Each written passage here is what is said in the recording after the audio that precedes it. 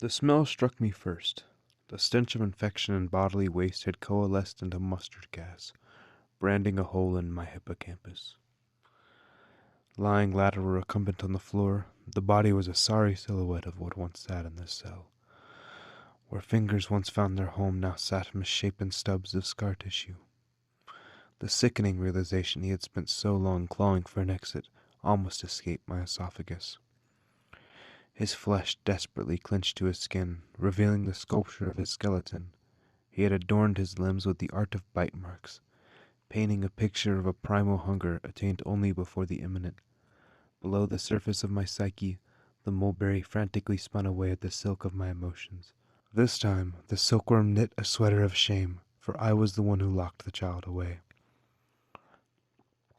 Life will mold you into a monster if you let it. In our efforts to become the hero, our view of ourselves vanishes in vague and unobtainable imagery. We are sculptures able to shape ourselves into whatever form we desire. I gave the scalpel to those most vehemently opposed to the curves and contours of my clay. They shaved and sliced at their leisure until what remained was something they could use. I accepted my new form and exiled the trimmings to the deepest caverns of my mind. The boy I stared down upon now is the same boy I disowned all those years ago. The boy's charge was abnormality. His peers served as both plaintiff and jury, while my glove gripped the gavel. Locking the boy away was a desperate attempt to avoid the sting of shame that only sharpened her strike. Doubts flooded my river of thought. Why should this boy accept me? Why should he not harbor the same hate I locked him away with? The words of my grandfather found me as I pushed on.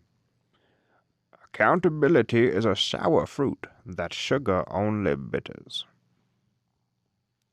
The hinges on the cell door had oxidized long ago, and it took an immeasurable amount of strength to pry the metal bars away from their duty. When the door finally gave way, it sang out with a shriek of old metal, prompting the boy to turn his head towards me. Despite looking decrepit, the boy sprung to life and sprinted at me. My entire body tensed as I prepared to be mauled, the little boy sharing his immense pain with me. Instead, the boy embraced me with a hug, and I did the same. All my muscles relaxed, my anxiety washed away, and all was right. He was not molding with rage, but ready to see what he had been missing out all these years. I was afraid the boy who loved. He was not molding with rage, but ready to see what he had been missing out on all of these years.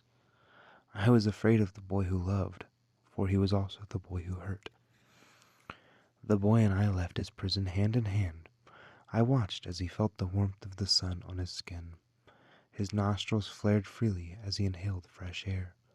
His grip on my hand relinquished, and I watched as he discovered the world again. Triumphantly, he began dancing with the dandelions as they blew in the wind. He bellowed laughs with the lizards as they climbed up his arm. The boy came up to me once more, reaching out for a hug again. As I took him in my grasp, he disappeared, but only physically, as I could feel him becoming a part of myself once more. I was my statue again, and the scalpel would forever remain in my hand.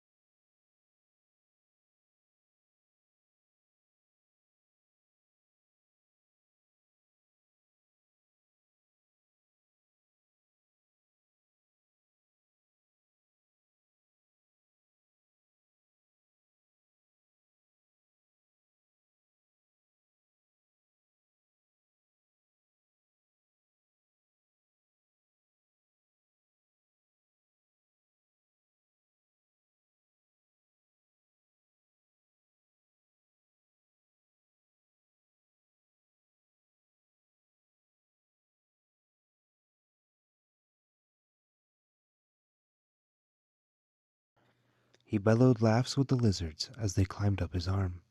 The boy came up to me once more, reaching out for a hug again. As I took him in my grasp, he disappeared, but only physically, as I could feel him becoming a part of myself once more.